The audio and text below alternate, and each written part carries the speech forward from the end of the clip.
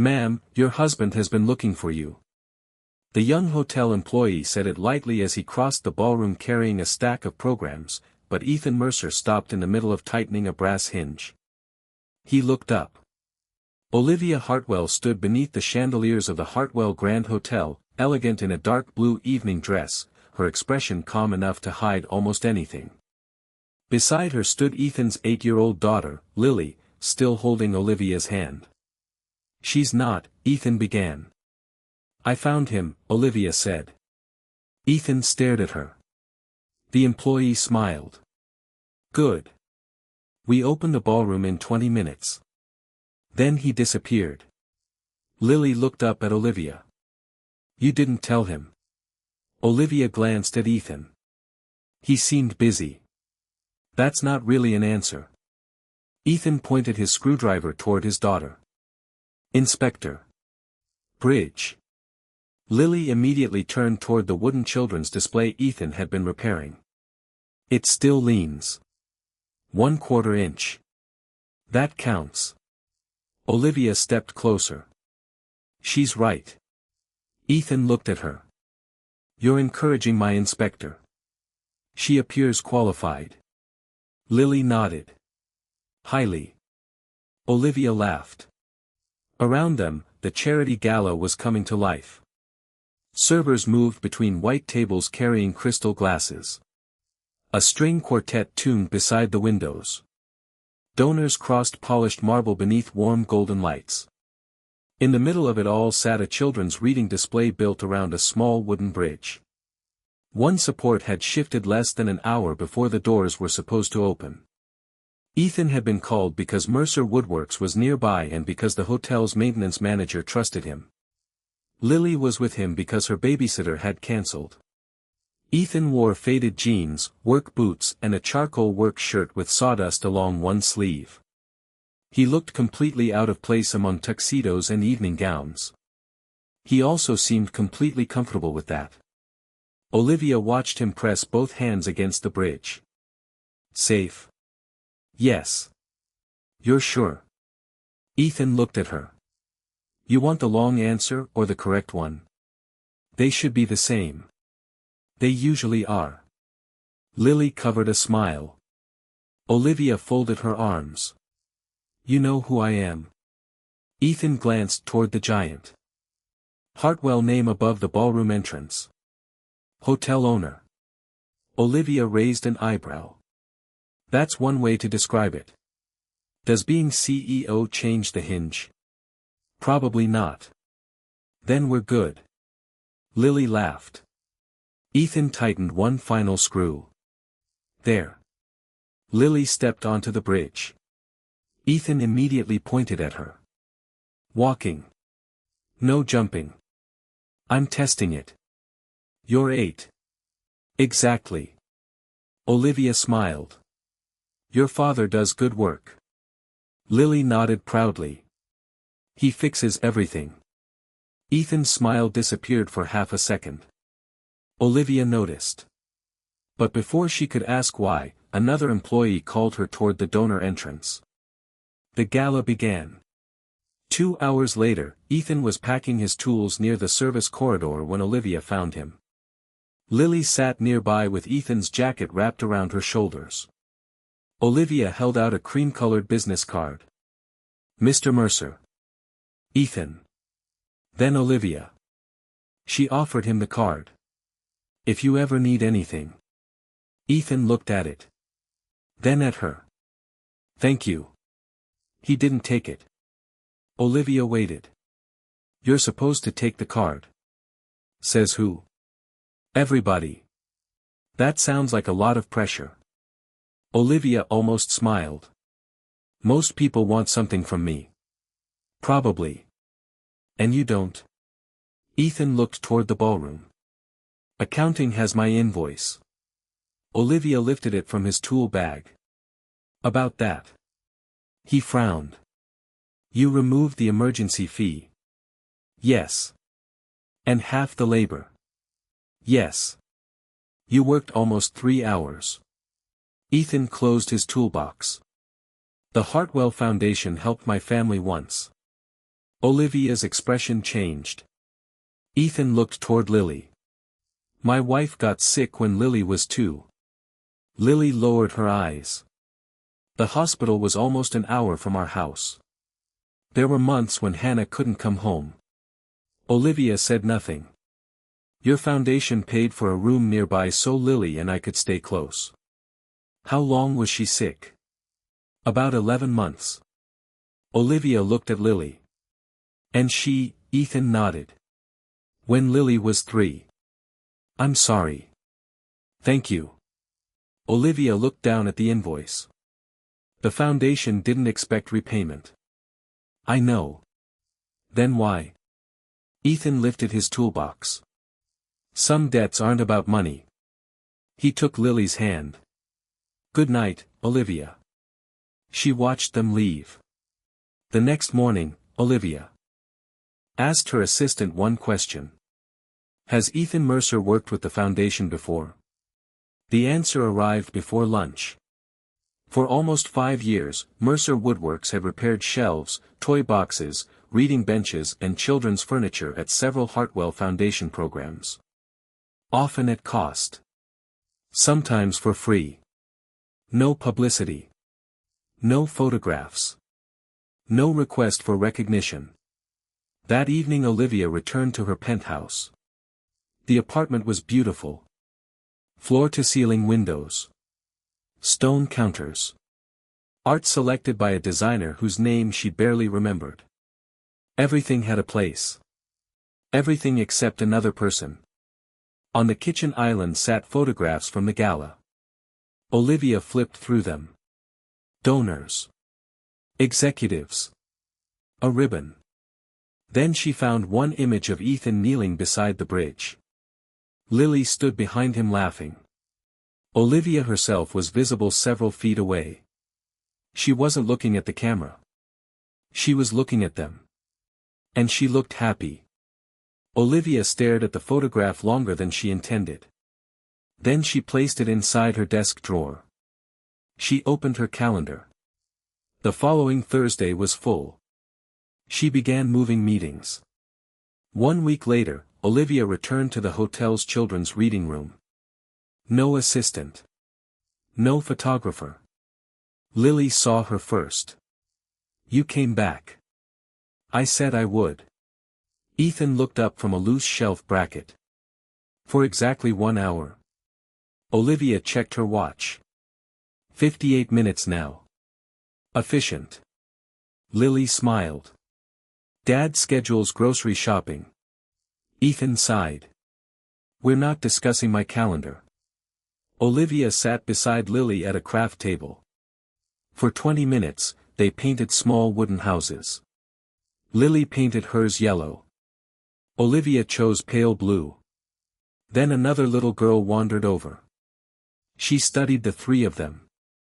Is she your new mom? Lily's paintbrush froze. Ethan immediately straightened. She's not. Olivia crouched beside the child. No, sweetheart. The girl looked confused. But you're with them. I'm their friend. Does Lily have a mom? Olivia looked toward Lily. Yes. But she's not here. The room became quiet. Lily spoke softly. She died. The little girl looked embarrassed. Olivia answered before anyone could make the moment heavier. That doesn't mean she stopped being Lily's mom. The girl looked at her. Nobody replaces somebody just because they can't be here anymore. Ethan stopped working. The child nodded and wandered back toward the coloring table. Lily stared at the wooden house. Mom liked yellow. Olivia smiled. Then yellow was the right choice. Ethan looked at her. Thank you. For what? For understanding a place nobody asked you to fill. I wouldn't try.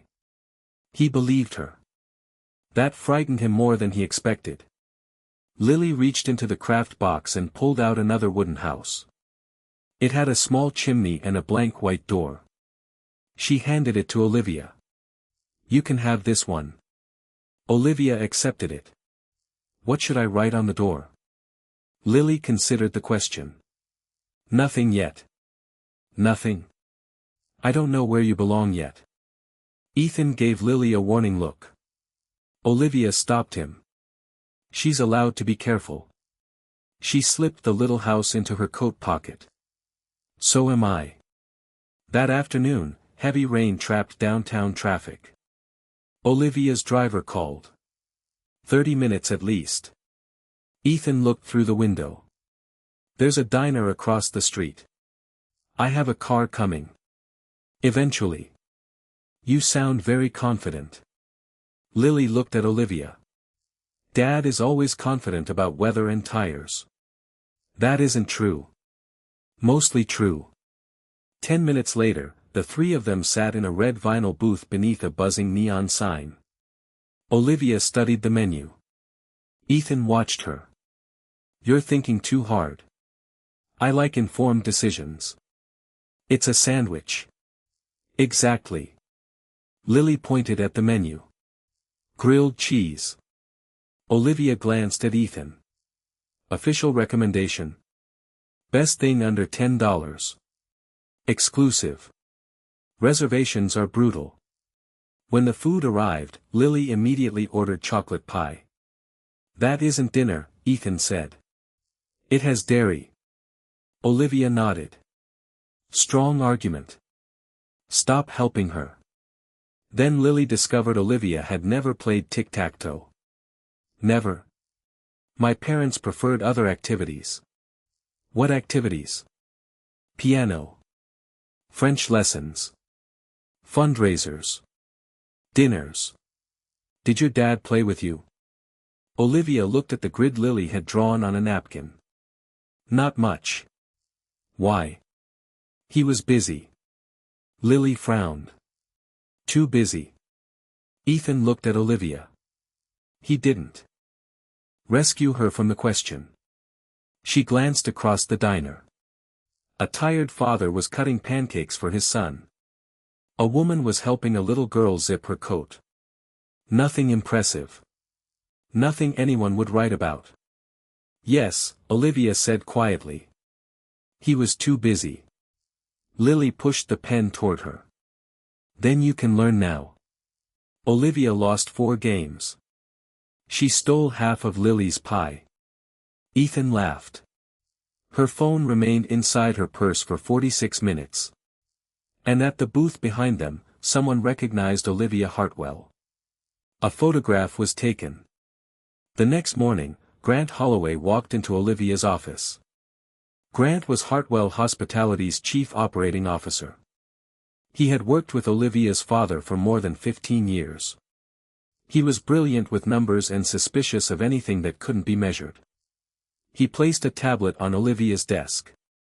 The diner photograph filled the screen. Olivia barely looked at it.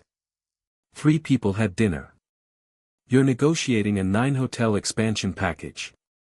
I'm aware. And now people are asking who the contractor is. Let them ask. Grant looked at her. You don't think appearances matter? I think facts matter more. Grant's expression tightened. Your father used to say, I'm not my father. Silence. Grant picked up the tablet. Fine. He turned toward the door.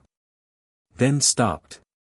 By the way, maintenance asked Mercer to look at something on the 18th floor this morning. Olivia looked up. What? Nothing major. A built-in cabinet pulled away from a wall in one of the family suites. Was anyone hurt? No, then let maintenance handle it. Grant smiled faintly. They already called your friend. Olivia's eyes sharpened. He isn't my friend because of one photograph. Grant said nothing. That annoyed her more. Across the hotel, Ethan stood inside a recently renovated family suite. A large built-in bookcase had pulled almost an inch away from the wall. The maintenance supervisor pointed to it. Can you secure it? Ethan removed one shelf. He stared behind it. Then his expression changed.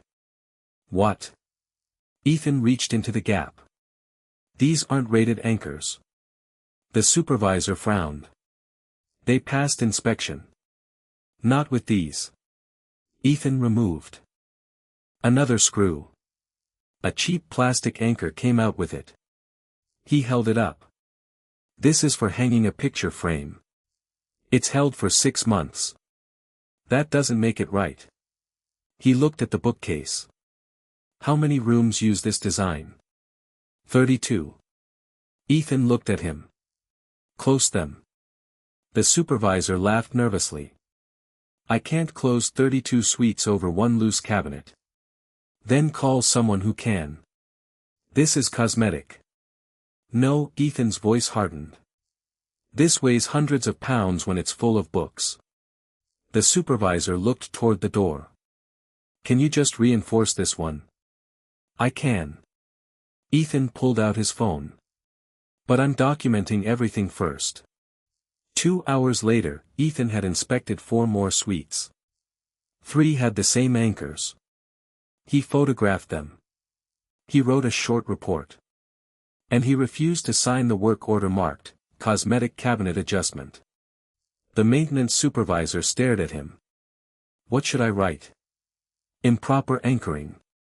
Potential tip-over hazard. Inspect every matching installation before the rooms are used. That wording will trigger corporate. It should. Grant Holloway arrived 15 minutes later. He closed the suite door behind him. I understand there's a disagreement. No disagreement. Ethan handed him an anchor. That shouldn't be holding a built-in unit. Grant looked at it. You're a carpenter, not an engineer. I don't need an engineering degree to know that's wrong. Were you asked to inspect the building? I was asked why the cabinet moved. And you fixed it. 1. Grant nodded. Then we'll schedule the rest. When? Overnight. With guests still using the rooms? Grant sighed. Ethan, the expansion financing review begins Monday. Ethan stared at him. What does that have to do with a bookcase? A formal safety report forces disclosure. Good. It could delay financing. Still good. Grant's expression changed. You don't understand what's at stake. 32 rooms where children stay. That's not what I meant. I know. Grant stepped closer. We can fix everything quietly this weekend. Then fix it. Classify it as preventative maintenance. Ethan shook his head. It isn't. You want to turn one loose. Cabinet into a corporate incident. No, Ethan held up the cheap anchor. Whoever installed these already did that. The next morning, Grant called Ethan back to the hotel. A folder waited on a conference table. What's this? Preferred vendor agreement. Ethan opened it. The first-year guarantee was almost $80,000. For Mercer Woodworks, it was life-changing money. Grant sat across from him. You know hotel interiors.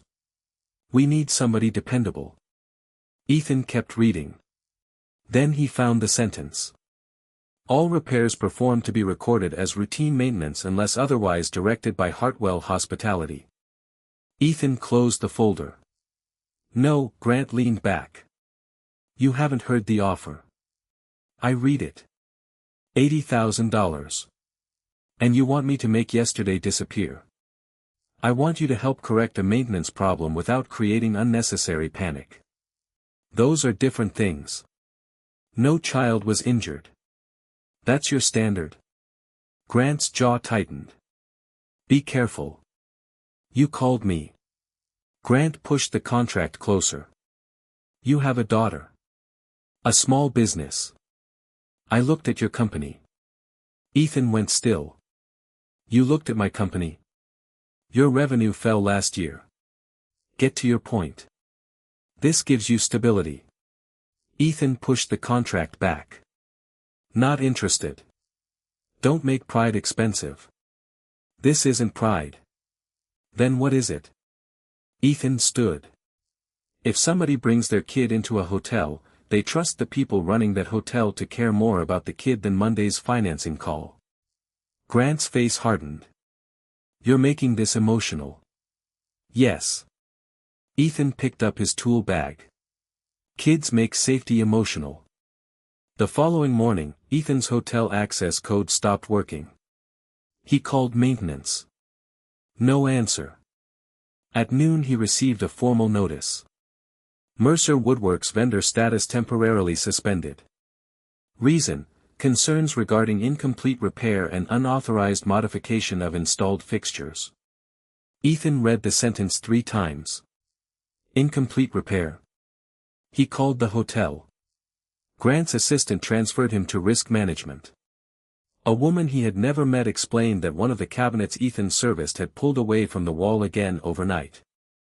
No one had been hurt. But an incident report identified Mercer Woodworks as the last vendor to work on the unit. That wasn't the cabinet I repaired.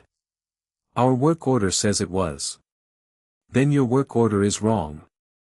It has your digital sign-off. Ethan stopped. No, it doesn't. I'm looking at it. I refuse to sign it.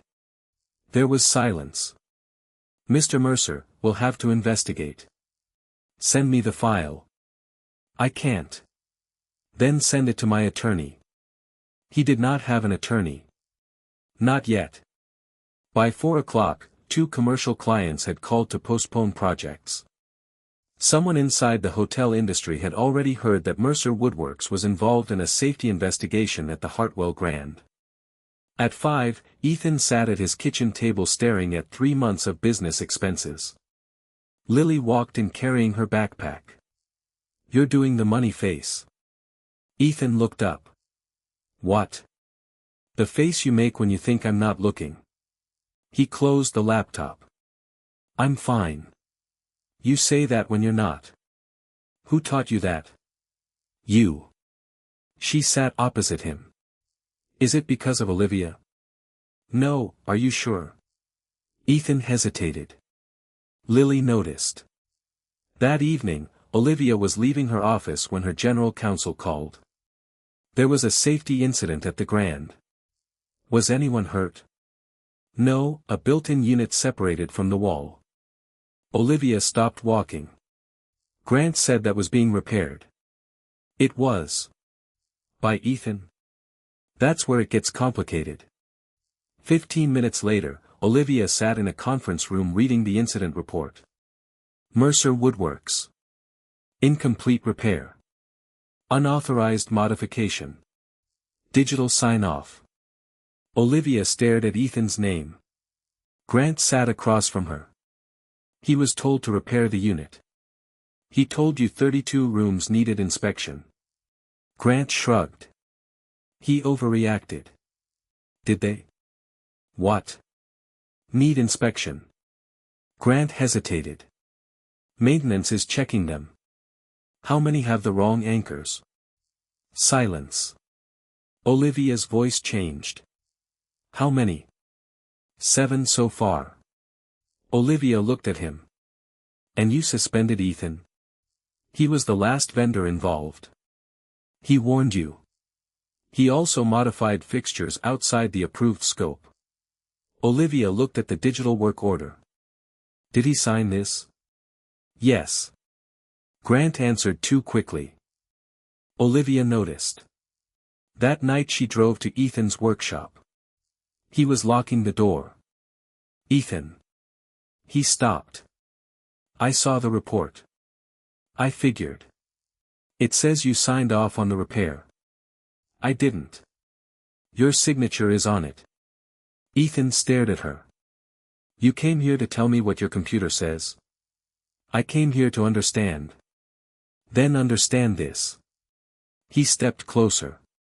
I told your people to close those rooms. I know. I refused the work order. I know what you're saying. What I'm saying. Olivia went quiet. Ethan laughed once without humor. You don't believe me. I didn't say that. You didn't have to.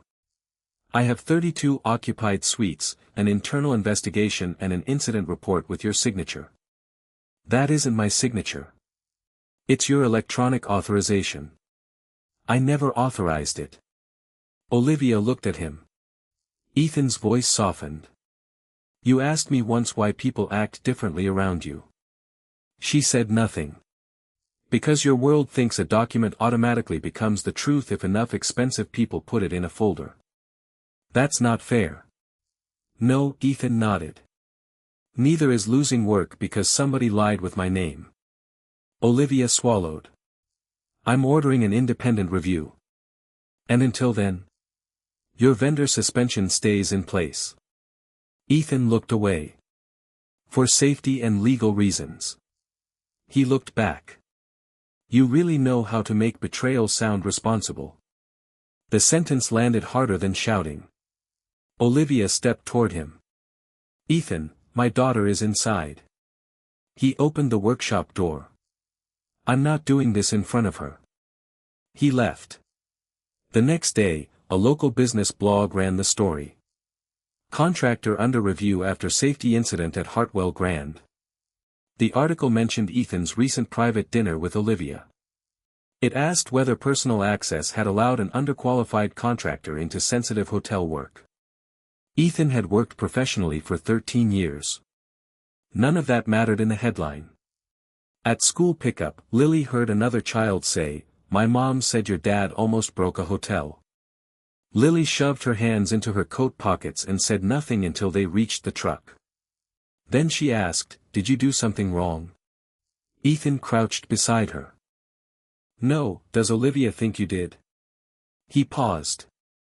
Lily looked at him. That means yes.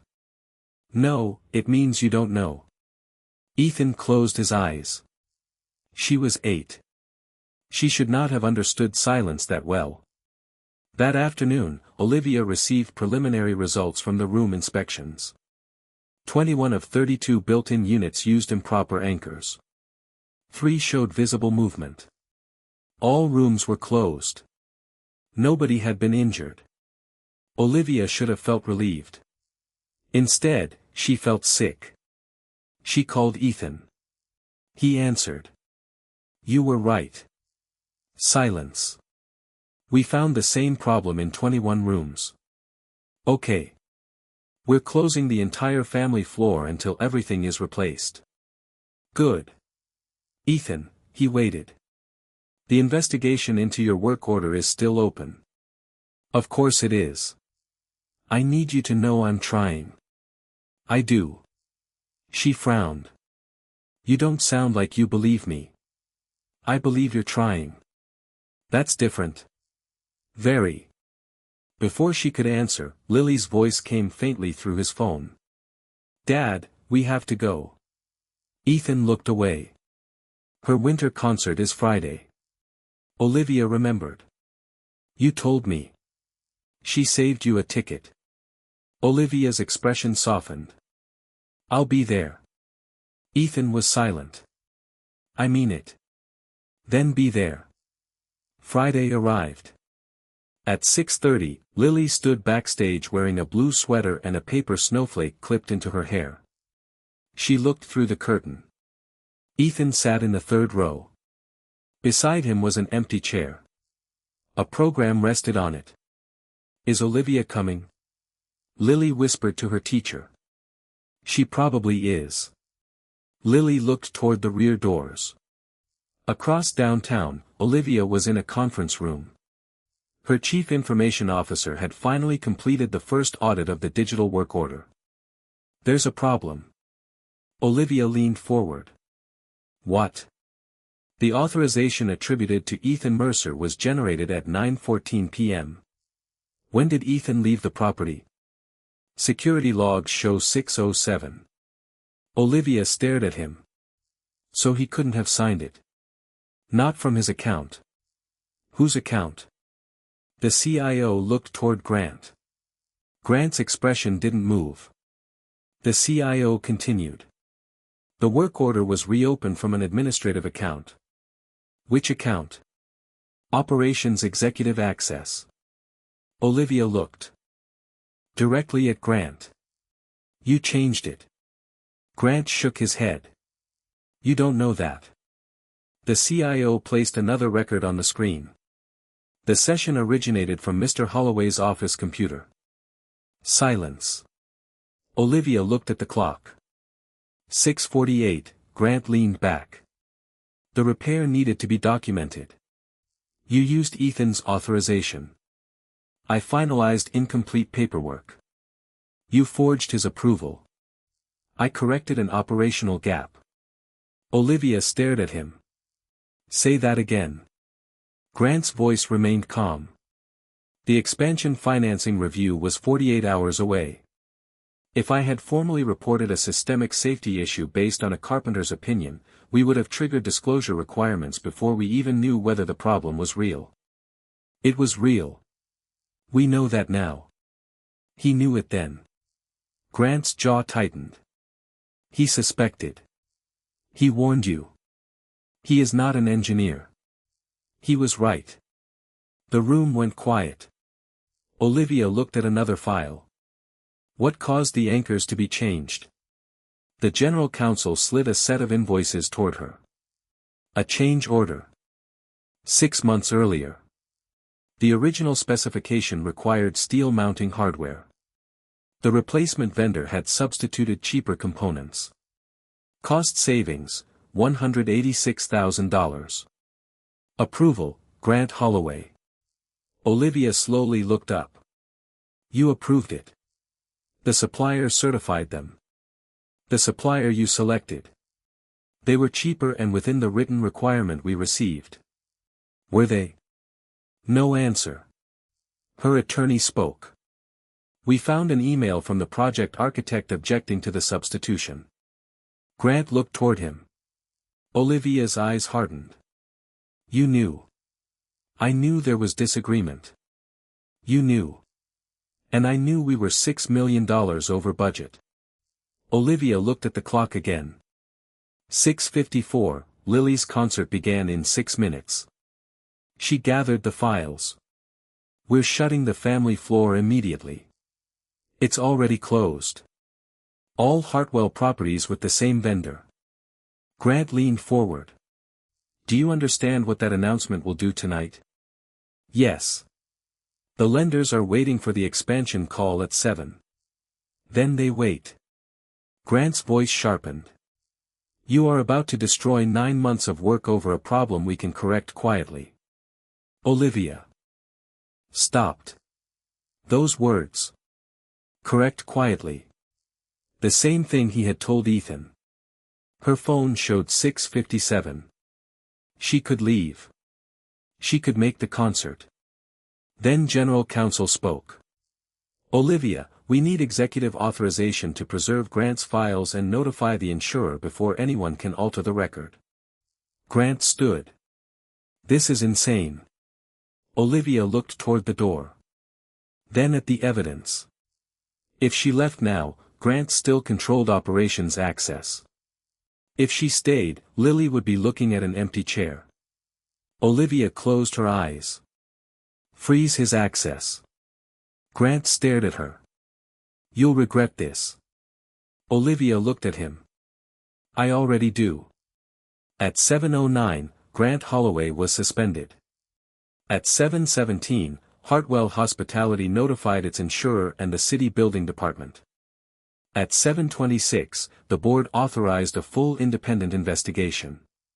At 7:31, Olivia ran for the elevator. She reached the school at 7:49. The auditorium was nearly empty. Children carried costume bags toward the exits. Ethan stood beside Lily. The empty chair was still there. Lily saw Olivia first. For 1 second, hope appeared on her face. Then she looked toward the dark stage. I'm sorry, Olivia said. Lily nodded. It's okay. No, Olivia looked at her. It isn't. Ethan helped Lily into her coat. Olivia stepped closer. There was an emergency. Lily held out the program. I saved you one. Olivia took it. I know. No, Lily's voice was quiet. I saved you a seat. Olivia stopped. Ethan looked away. On the drive home, Olivia said nothing. She parked outside Ethan's house an hour later. She had the evidence with her. Grant's access log. The change order. The architect's email. Proof Ethan had told the truth. She walked halfway toward the porch. Then stopped. Through the kitchen window, Lily was standing on a chair performing her concert again. A wooden spoon served as a microphone. Ethan sat at the table applauding. He laughed at something she said. Lily bowed. Olivia looked down at the school program in her hand. She remembered her own father. The birthday dinners he had missed. The school events. The Christmas morning he spent on a conference call. He always had a reason. Usually a good one. Olivia had spent 30 years believing good reasons made absence acceptable. Now she understood. The person sitting beside the empty chair never experiences the reason. Only the absence. She turned around without knocking. The next morning, Olivia found Ethan at his workshop. Lily was at school. Ethan stood at a workbench sanding a table edge. Your signature was forged. He stopped. Olivia placed the audit report down. The work order was changed after you left. Ethan looked at it. Grant? Yes. And the anchors? 21 failed inspection. Ethan exhaled. No one was hurt. No, he closed his eyes briefly. Good. Olivia stared at him. That was his first question. Not his contract. Not his reputation. The children. I suspended Grant. Ethan nodded. We're reporting everything. Good. I'm clearing your company publicly. Thank you. I was wrong. He looked at her. I should have believed you. Ethan set the sandpaper down. You should have investigated. I did. After suspending me. Yes. Olivia swallowed. Because I trusted the system. And I trusted you. She went still. That's the part you keep missing. He stepped away from the workbench. You and I weren't strangers anymore. I know. No, Ethan shook his head. I don't think you do. Olivia said nothing. When your paperwork said one thing and I stood in front of you saying another, you didn't have to ignore the paperwork. He looked directly at her. But I needed you to remember who I had already shown you I was. Olivia lowered her eyes. I failed you. Yes. The honesty hurt. Then Ethan continued. And last night you failed Lily. Olivia's eyes lifted. I was stopping Grant. I know. If I left, he still had access to the records. I believe you. The insurer had to be notified. I believe you. Then why does it sound like none of that matters? Ethan looked toward the framed photograph of Hannah and Lily on his shelf. Because Lily didn't know any of that when she looked at the door. Olivia looked down at the program. I care about her. I know. I care about you. Ethan's face softened. That's why this is harder. She took a step closer. What are you saying? My wife died when Lily was 3. His voice remained calm. For years, I thought protecting Lily meant making sure nobody got close enough to hurt her again. Olivia said nothing. Then you did. She swallowed. And she started waiting for you. Ethan paused. So did I. The words changed the room. Olivia stared at him. I don't want space. I know. I want to fix this. That's what you always do. What's wrong with that? Some things aren't broken furniture, Olivia. He looked at her. You don't repair trust by tightening one screw. Her eyes filled. So what do I do? Ethan answered quietly. You show me. How? By what you do when nobody here is watching. Silence. Then he said, we need some space. Olivia nodded slowly. For how long? I don't know. Ethan. I'm sorry. No, she forced a small smile. You're protecting your daughter. And myself. Olivia looked at him for several seconds. Then left. At Hartwell headquarters, the board was waiting. The 9-hotel expansion package sat on the conference table. The chairman spoke first. The lenders know there's a safety investigation. They should. They're asking how extensive it is. We tell them. Grant's former ally on the board leaned forward. We don't even know the full scope. Exactly. Olivia placed the architect's email on the table. We know enough to stop pretending. The chairman looked at her. If we disclose that a senior executive approved disputed hardware, ignored a warning and manipulated a contractor work order, the financing could freeze. Then it freezes. You're talking about hundreds of millions of dollars. I'm talking about hotel rooms where families trusted us. Nobody was injured. Olivia turned toward him. That is luck. Silence.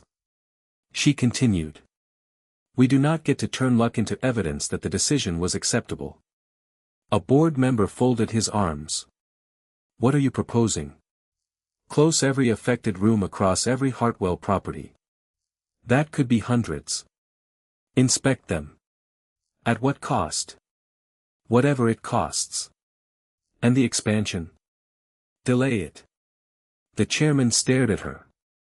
You could lose the transaction. Yes. Your father built this company for 40 years. Olivia looked around the room. My father also taught me that protecting the company meant protecting the name. She paused. I think he was wrong. Nobody moved. The name is not the company. The people who trust it are. That afternoon, Hartwell Hospitality issued a public notice. A hardware substitution used in a limited group of renovated family rooms had failed internal inspection. No injuries had been reported. The affected rooms were closed immediately. Independent inspectors were being brought in. Grant Holloway had been suspended pending investigation. Then Olivia added something her legal team had advised her she did not have to add. Mercer Woodworks had identified the defect and recommended a broader inspection before the company initiated its own action. Ethan Mercer had not caused the failure. He had warned them about it. The statement spread quickly. So did the cost. One lender paused its commitment. The expansion vote was delayed. 2 hotels temporarily closed renovated family floors. Refunds were issued. Inspections began. The initial remediation estimate exceeded $4 million. The board was furious. Olivia signed every authorization. She did not call Ethan. She did not offer his company the repair contract. She did not ask him to come back. Instead, she brought in an independent engineering firm and a contractor with no connection to her. If Ethan returned to her life, it would not be because she purchased the opportunity. 3 days later, Grant was terminated. The investigation found he had approved the cost-saving substitution despite written objections, then deliberately altered Ethan's work order to avoid triggering a formal disclosure before the financing review. Olivia gave the report to the board. Then she removed herself from the final disciplinary and insurance negotiations. For the first time since becoming CEO, she allowed other people to finish something important without her. Saturday morning arrived. The Children's Foundation reading room dedication began at 10. Olivia arrived at 7:45. No cameras. No assistant. She helped volunteers move chairs. Carried boxes. Taped paper stars to the wall. At 9:30, someone asked whether she wanted to move closer to the entrance for the press photographs. No, Ms. Hartwell, the donor wall, I'm fine here. At 9:51, a familiar voice came from across the lobby. Dad, she came. Olivia turned. Lily stood near the entrance. Ethan was beside her. Olivia did not run toward them. She did not assume their arrival meant forgiveness. She stayed where she was. Lily came closer. You're early. Olivia checked her watch. 2 hours and 6 minutes. Ethan almost smiled. You counted? I still have flaws. Lily looked around. Did you do all this? No, Olivia pointed toward the volunteers. They did. Lily nodded approvingly. That was the right answer. Ethan looked at Olivia. You okay? Yes. It was not completely true. But she was learning. The ceremony began. Olivia gave a short introduction. No speech about the scandal. No speech about Ethan. No attempt to turn private pain into public redemption. She thanked the children. The staff. The volunteers. Then stepped away from the microphone. Afterward, Lily found Olivia beside the craft table. She pulled something from her pocket. The little wooden house. Do you still have yours? Olivia opened her purse. Her matching house was inside. The white door remained blank. Every day. Lily looked at Ethan. Then Olivia. Good. The same young hotel employee from the gala crossed the room carrying programs. He recognized them and laughed. I still think you three look like a family. Lily immediately looked at Olivia. Ethan did too. Olivia felt the same temptation she had felt months earlier. Smile. Let the misunderstanding feel good. Pretend nothing complicated existed. Instead, she took a breath. We're not. Lily's face fell slightly. Olivia continued. Not yet. Ethan's eyes changed. Olivia looked directly at him. And I don't mean marriage. Lily frowned. That was confusing. Olivia almost laughed. I mean we're not a family because someone thinks we look like one. She looked at Lily. You already have a family. Then at Ethan. And I don't get to walk into it because I want to. Ethan said nothing. Olivia continued. I thought being dependable meant having a reason for every decision. Her fingers tightened around the wooden house. I was wrong. Dependable means the people you care about don't have to study your reasons. They know whether you showed up. Lily looked down. Olivia swallowed. I missed your concert. Yes, Lily said. I had a good reason. Lily nodded. I know. Olivia looked surprised. Dad told me. That hurt differently. You know why? Yes. And you're still upset? Lily thought. A little. Olivia smiled sadly. That's fair. Ethan watched them. Olivia turned toward him. I believed the document before I believed the man standing in front of me. You were running a company. That explains it. She shook her head. It doesn't excuse it. Ethan's expression softened. I don't want you to forgive me because I fired Grant. I don't want you to forgive me because I told the truth publicly. I don't want you to forgive me because the company lost millions fixing something it should have fixed anyway. He looked at her. Then what do you want? Olivia smiled nervously. One dinner. Lily blinked. That's it? Dinner first. What happens after dinner? Olivia looked at Ethan. If I show up, maybe I earn another one. Ethan was silent. No contracts, he said. Agreed. No hotel business. Agreed. No disappearing halfway through dessert. Olivia nodded. Agreed. Lily raised one hand. I choose the restaurant. Ethan sighed. That is dangerous. Olivia looked at her. The diner? Obviously. Ethan studied Olivia for several seconds. Then nodded. One dinner. Lily exhaled. You took forever. Ethan looked at her. You are 8. And still correct. Olivia laughed. Trust had not returned. Not fully.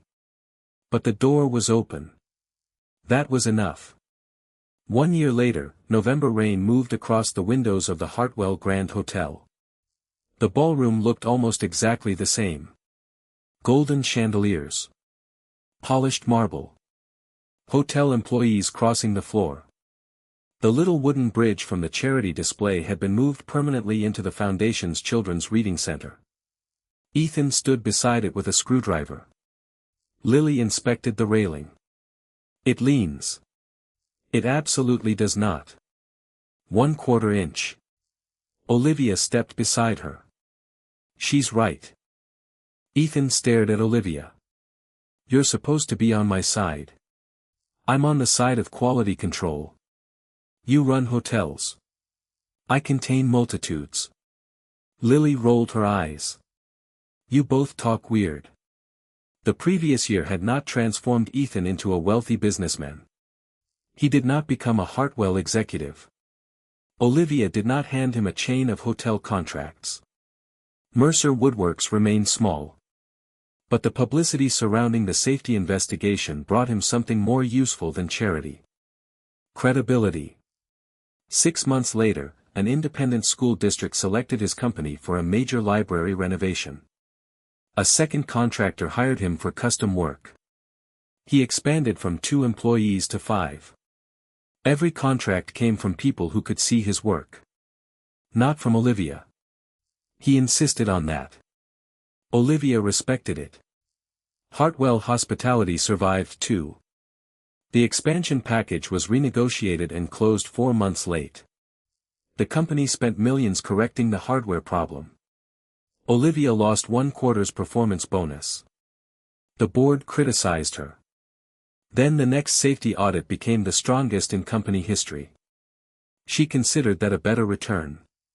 More important changes happened outside the office. Olivia learned exactly where Lily's school auditorium was. She knew the pickup lane. She knew soccer games lasted longer than the schedule claimed. She knew Ethan burned pancakes when he tried to answer work calls while cooking. Ethan learned that Olivia sometimes woke at 4 in the morning thinking about hotel occupancy reports. He learned when to leave her alone. And when not to. They argued. They apologized. They disappointed each other. And then they returned. That afternoon, Olivia crossed the reading room carrying 3 coffees. She handed one to Ethan. Your coffee. Lily froze dramatically. Ethan looked at her. No, Olivia frowned. What? Don't encourage her. Lily turned toward a nearby volunteer. Excuse me. Lily. Too late.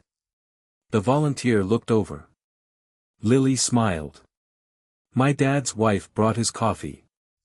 Olivia nearly dropped the cup. Ethan stared at his daughter. You're grounded. Not your wife yet. Olivia slowly lifted her left hand. A simple engagement ring caught the light. Lily grinned. 3 weeks. The volunteer laughed. Congratulations. Ethan looked at Lily. You've waited an entire year to do that. Absolutely. Later, they crossed the street to the same diner. Same red booths. Same neon light. Same smell of coffee and grilled cheese. Olivia sat down without opening the menu. Ethan noticed. No informed decision. I have sufficient historical data. Lily grabbed a pen. Tic-tac-toe. Olivia narrowed her eyes. You cheated last time. You lost. That is not evidence. It is literally evidence. Ethan laughed. A waitress approached their booth. She looked at the three of them. One check. Ethan glanced at Olivia. One.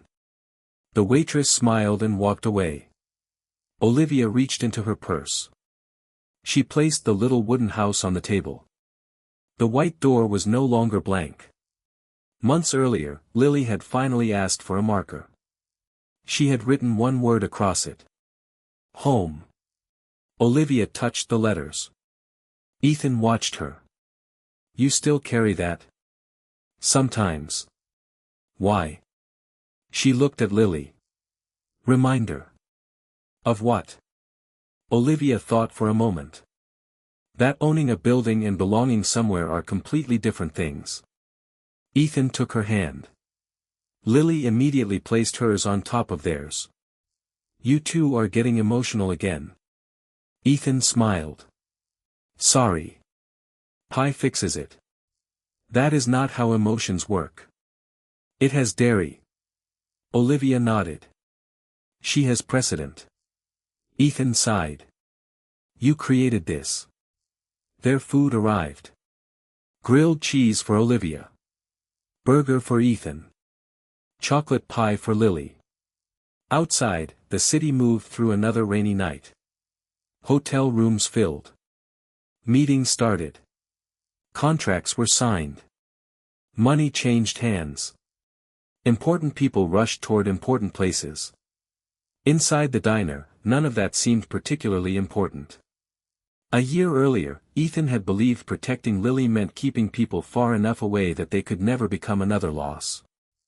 Olivia had believed leadership meant trusting systems, controlling outcomes, and never allowing emotion to interfere with decisions. Both had learned something harder. Systems could fail. People could disappoint you. Even good people could choose wrong. Trust was not pretending those things would never happen. Trust was what came after.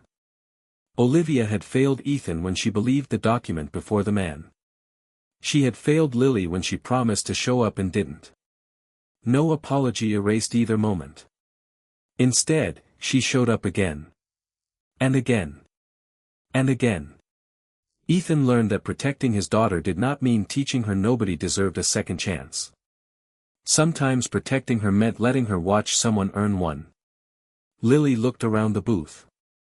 A year earlier, strangers had repeatedly mistaken the three of them for a family.